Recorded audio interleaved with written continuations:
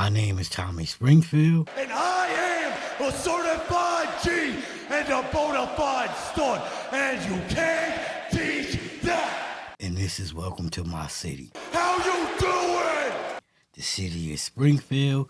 The state is Massachusetts. I like to think I'm the King of Talk. King of Talk. That's a pretty big expectation, like for me, It is. right? It's like, you're the king of talk? Bless you. It's like, you're the king of talk? You better be a good talker. You better bring it, man. Yeah, bring it. You better bring it. Yeah, move over, Joe Rogan. I also like to think I'm the king of my city and also the king of my state. If you like how I do things here, please hit that like, share, subscribe, hit the bell so you can get notifications every time I drop one of these videos. If you just push play on this video, your view, your time, and energy is much appreciated. But I must forewarn you, you did not just tune into your local news, you tuned into your local Negro news. What you talking about? What you talking about? What you talking about? What you talking about, Wilton? And I know everybody like, oh, he said the N-word. Well, what does that mean? It's gonna be legend. Wait for it. Wait for it. Wait for it. Wait for it. Wait for it. Wait for it. Wait for it. Wait for it. Wait for it. Wait for it. Wait for it. Wait for it. Wait for it. Wait for it. Keep waiting. Wait for it. Here it comes. Almost there. Dairy. Legendary. Which leads me to today's video and today's question. Do we have a serial killer in New England, and should we be concerned? I ain't gonna talk about it because I don't know much about it. I just found out. But let's get to the video. In the last 2 months, 7 bodies have been found around New England. And while law enforcement is not connecting the cases, people online have other ideas. Boston 25 News reporter Bob Ward joins us live in Brockton. So there you have it. We have 7 bodies around New England. So that's Rhode Island, Connecticut, and Massachusetts. We have 7 bodies, but police will not connect them. But social media is trying to connect them. Bob, the talk is getting loud enough for police to address these rumors. Rachel, you know, more and more people online are paying attention to this. They are concerned that some or all of these cases might be connected and that a serial killer might be striking in New England. In some corners of social media, like Facebook, the idea that a serial killer could be on the prowl in New England is getting more popular. This Facebook group, New England SK, has nearly 9,000 members. And in other forums, people are posting their concern that some or all of the bodies recently found in New England might be connected to each other. Since the beginning of March, 7 bodies have turned up in Connecticut, Rhode Island, and Massachusetts. As you can see, those are the spots where the 7 bodies is: Framingham, Plymouth, Killing, Foster, Grattan, New Haven, and Norwalk. That's where the bodies is found. Do we got a serial killer? Police is saying no. Social media is saying yeah.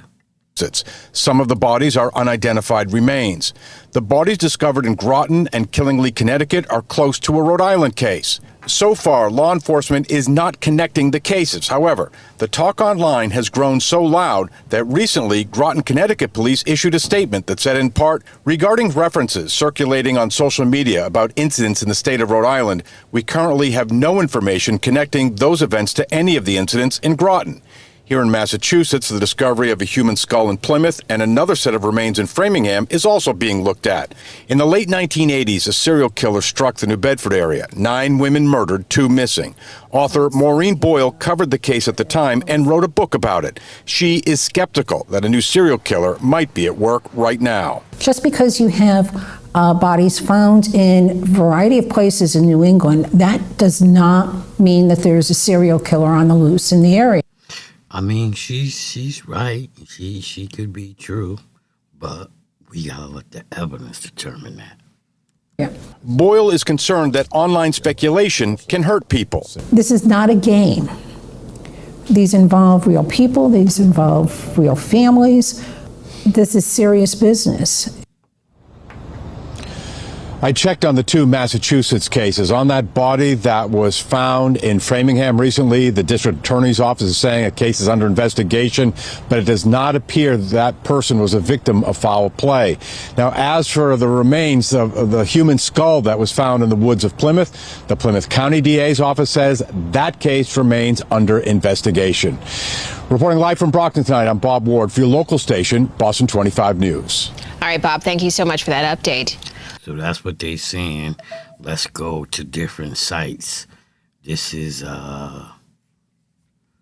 know what site this is, but News 8, rumors swirl about possible serial killer at the multiple human remains found along Connecticut shoreline.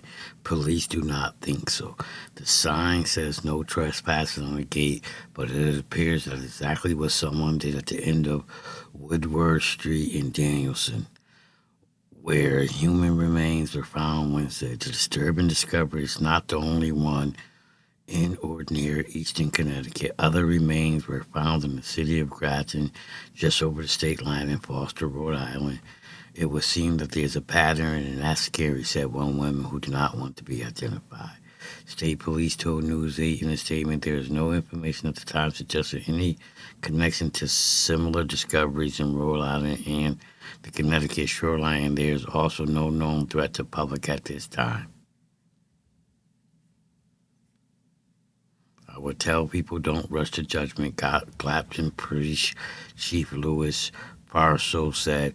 He said that some rumors are swirling around this investigation into a report of suspicious man at Bluff Point State Park on April 3rd. Here's a portion of the call reporting the innocent to Grattan Police Department. I went back around, turned the other way, said the caller. He went back the other way, and then he started walking back as I turned around to walk back to the car.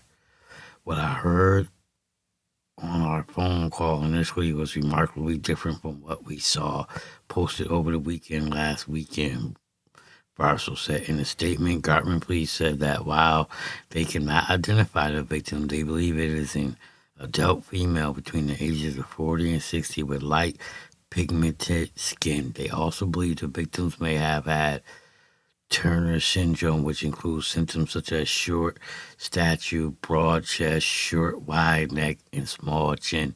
In the Facebook post, the caller said the man pulled out a switchblade knife. All right, so that's what we got from that People magazine. We know about 6 bodies found across New England in the serial killer affairs they've sparked.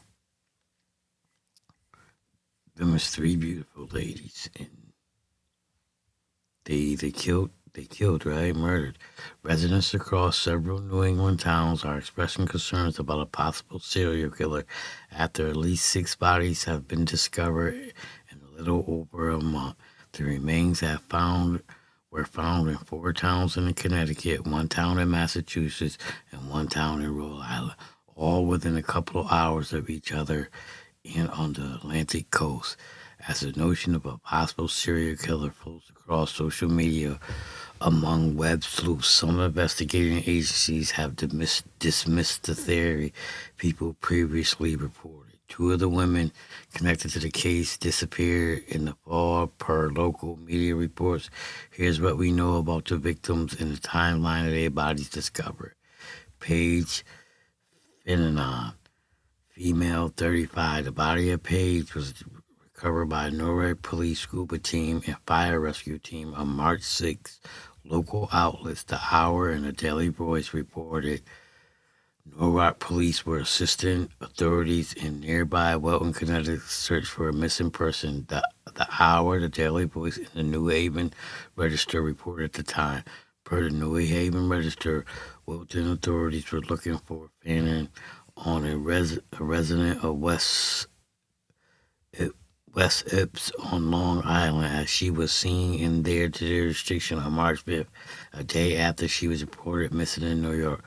Authorities located clothing and personal items left on the bank of the Norwalk River before initially discovering her body.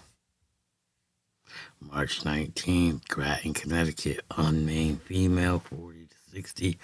Authorities recovered a body inside a suitcase near a cemetery in Groton.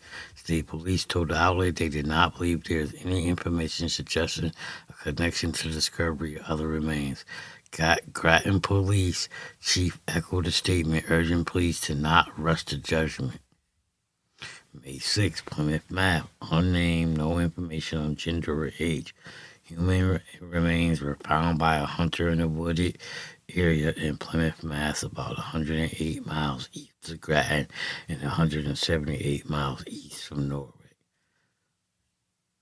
March 20th, New Haven. Denise Larry, female, 59. Authorities in New Haven found the body of Denise Larry after residents reported discovering human remains in a wooded area near a home. The New Haven police announced on X at the time the remains were in advanced state of decay, which they were found, police said. On March 25th, police confirmed the body belonged to Denise Larry, who disappeared in September.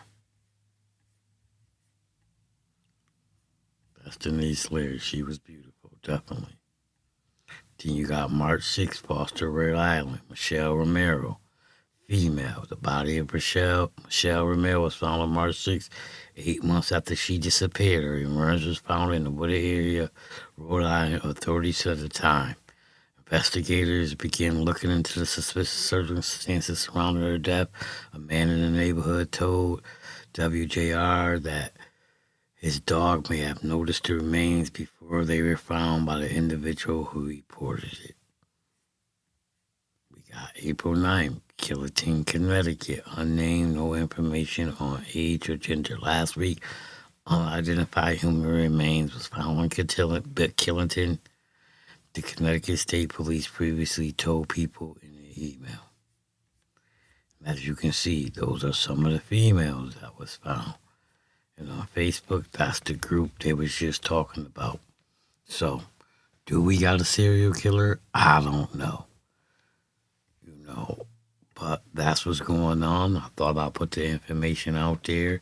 Be alert, be aware, and pay attention to your surroundings. Like I always say, I present you with the facts. I give you my opinion on those facts. If you like how I do that, click that like, share, subscribe, hit the bell, click all, so you can get notifications every time I drop one of these videos. If you're a supporter of the channel, much love and respect goes out to you. I salute. If you're one of these haters, and you out here supporting this type of behavior, cut the shit. That part.